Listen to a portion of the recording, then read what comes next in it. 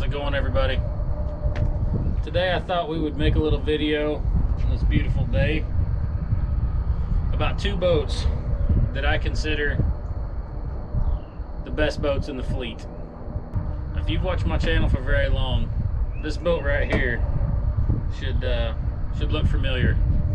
This is my exact boat. I sold it to a friend, but this is my exact Old Town that I used for 3.5 seasons.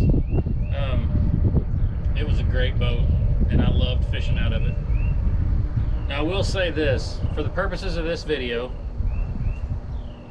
this is called the Old Town Predator PDL. With the new branding that Old Town has, now it is called the Bigwater PDL. Now, 98% of this boat and the brand new boat are exactly the same. So if you hear me use Bigwater or Predator interchangeably, that's why. It's because they're basically the same boat. A few little things here and there, but for the most part, they're the same boat. This is my new Hobie PA 12 180 drive with the kick-up fins. And this is the boat that I actually fish out of now. Fun fact, the very first tournament I ever won with my local club was the last tournament I ever fished in the Predator. And the next tournament I won, that you guys, if you watch my channel, you saw in the last video, was the very first event that I fished out of this boat. So kind of bookending my wins here. Now obviously there was a boat in between these two, and I do need to mention that boat a little bit. So the Old Town Sportsman 120, it's a fine boat. I'll say this about it.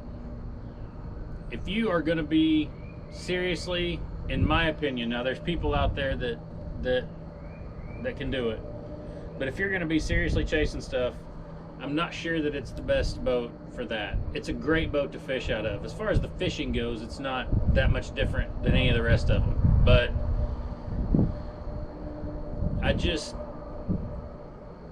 it was too slow for me. And in order to make it go faster, I had to put out more effort than I wanted to put out.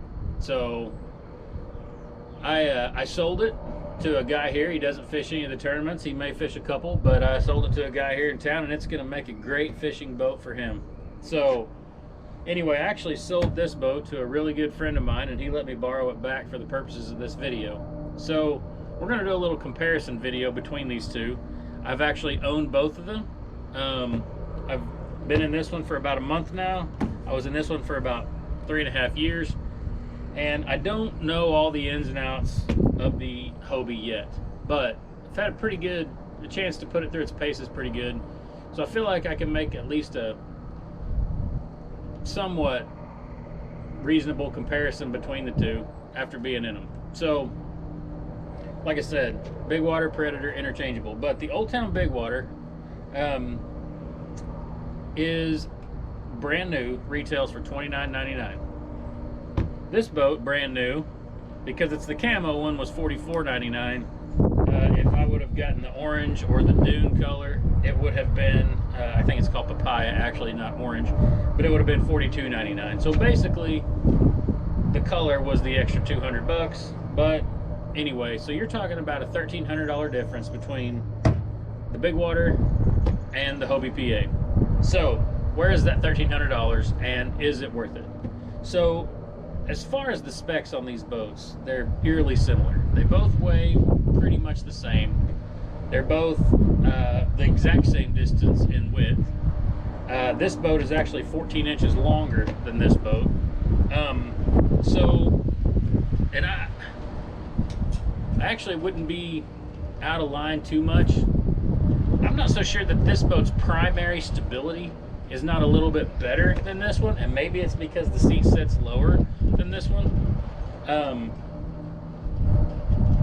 But it just seems like that the primary stability of the Old Town is a little bit greater. Now they both have awesome secondary stability.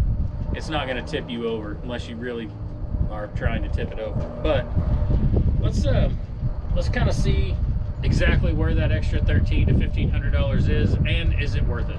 So the reason I sold this boat, there was a couple things that I was kind of sick of. So every time that I had to load and unload the Predator, I had to take all of my stuff out of it. Rods stuck up in the back, had to take my crate out of the back, had to take everything out. And when you lift this boat up in the front, if you're loading it up and gonna pull it up into your kayak, this boat, because of the hull shape, it rocks. Now it's on this cart, so it's kind of rocking the cart, but it's very tippy on the ground. It does not set flat on the ground, it sets to one side. So when you pick it up in the front of it, it's gonna tip to one side, just naturally. If you have your electronics on one side, it's gonna tip even more to that side, so much so that I've done this 2 or 3 times, that if you do have anything in here, it has a tendency to want to tip so far that stuff will fall out of its pockets. So I got kind of tired of that. Now, that's not really the only reason that I decided to go with a different boat, but it's one of them. Now, I did go from this Predator to the Sportsman because it had the flat bottom, but like I said, that boat just wasn't for me. It wasn't what I was looking for. So that's whenever I decided to go with brand new Hobie. Now,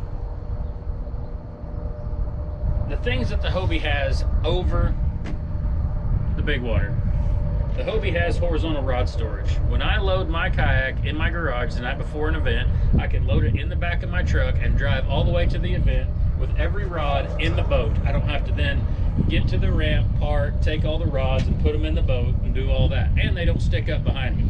So horizontal rod storage, I can fit 8 or 9 rods in there, no problem. So they just sit in the boat. That's so nice, so very nice. Another thing, the Hobie seat, I thought this seat was comfortable. It's a good seat.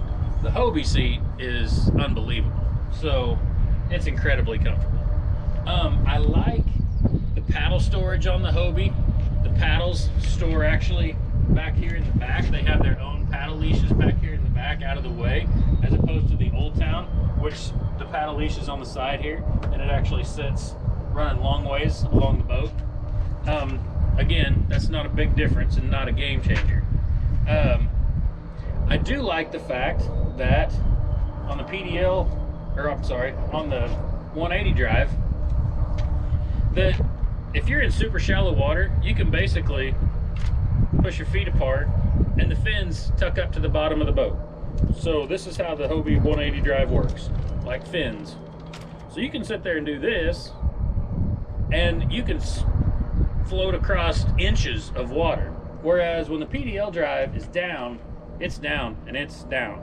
Now, the good thing about the PDL drive is it is an absolute tank of a drive. It's got a 5-year warranty on the drive. The whole warranty is the same. This drive has a 3-year warranty, and it is unbelievable. I have beat this drive to death, and it is still going strong. So the drive, great. This boat also has instant reverse. All you got to do is pedal backwards. This one, it's got a green and a red handle right here. Green means forward, red means backward. You actually have to pull them to engage forward and reverse. That's going to take some getting used to. So that was something that I'm prepared to lose. So another thing about the differences that I noticed was when you're using the PDL drive, in order to gain forward momentum, you have to make a full rotation with the pedals. So your knees are constantly popping up and down. So if you're trying to fish down a bank, your knees are going up and down in front of you so you can continue to go forward. With the 180 drive, you can basically, what they call feather the pedals, I move the pedals just like this. Very little movement. And that's just about the perfect fishing speed. You can go right down the bank. The fins just barely go back and forth, but they do propel you forward. But there's not that full rotation of your legs in order to continue forward momentum. That was a big deal for me. Storage on these boats, the same. Tank wells, they're both huge. All of that stuff, there's not much difference between the two. So these two boats are both phenomenal. But I'll say this. This may be where the extra money comes in for me. So, in my last event, if you didn't see it, I won my last event. And I was fishing on Beaver Lake, and I had been to a spot where there had been, early in the morning, where there were some laydowns on the end of a flat point. Well, later on in the day, that's kind of what I started catching fish on. Well, from where I was at the time, it was about 1:30 p.m. and the tournament was over at 3. So I decided I want to go hit the laydowns that I saw in the morning one more time, just to see. Maybe it was a time of day thing, I just have to go see. I went all the way down there. I didn't catch fish, but I went all the way down there. If I had been in the Predator, I probably would not have done it. Because I was in the Hobie, I went 2 miles, one and 3/4 miles, or in the wrong direction, just to go fish 3 laydowns. And the reason that I would not have probably gone in the Predator instead of the Hobie is because both of these boats would carry me anywhere between 3.7 and 4 miles per hour on just a normal standard pedal. So the time wasn't the issue. What was the issue is this boat going 3.7 to 3.8 to 4 miles per hour. The effort is basically 0 for me. This one, it would have taken some effort to get down there. And at the end of a tournament day, the last thing you really want to do is put forth a whole bunch of effort to go fish 3 laydowns on the end of a point. So I'm not sure I would have done it. And I can't really explain it very well, but it's just so much easier to move through the water with this than it is with the Predator.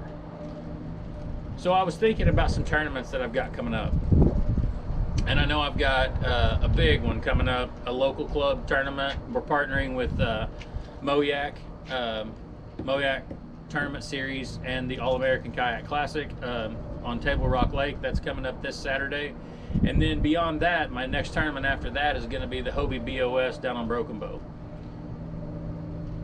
Whenever I was doing some map study for both of these, I was able to pick out places that were 3 miles away that I might want to hit from a launch, and maybe further. And I wasn't dreading it. Like, I wasn't dreading the pedal out there. I wasn't dreading the pedal back. The time to get there is virtually the same, but I was not dreading it because it was so difficult.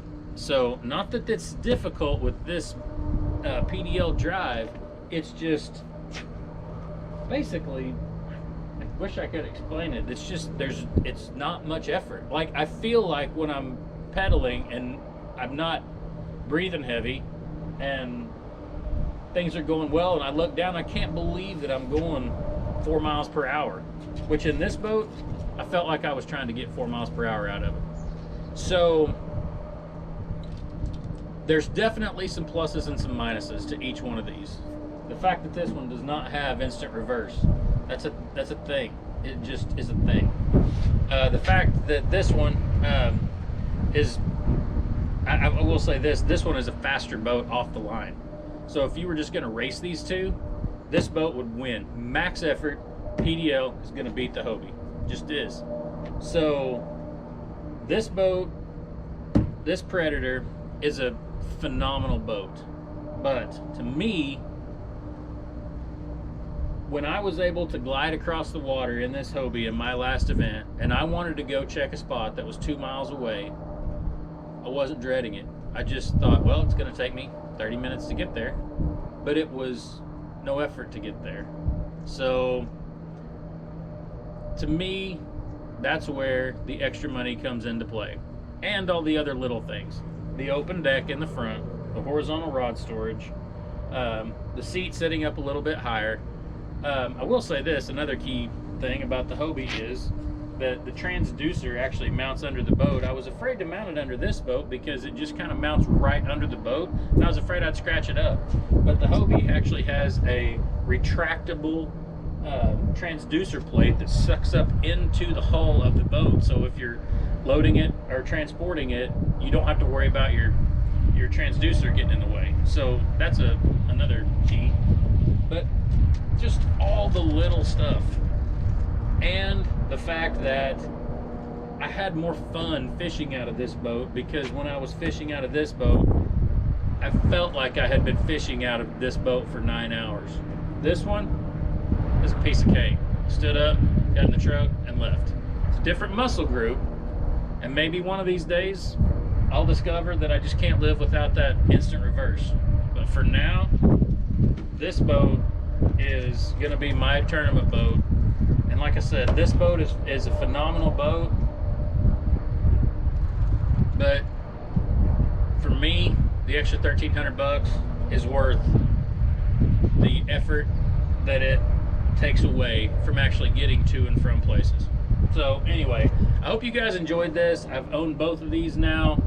I'm coming from this from some experience in both of these. So anyway, if you have any questions, or if you have any comments, if you disagree with me, whatever, leave them down in the comment section. But for my money, these are the best two. But for now, for me, this is the cream of the crop. So anyway, thank you guys for watching, and we'll see you on the next one.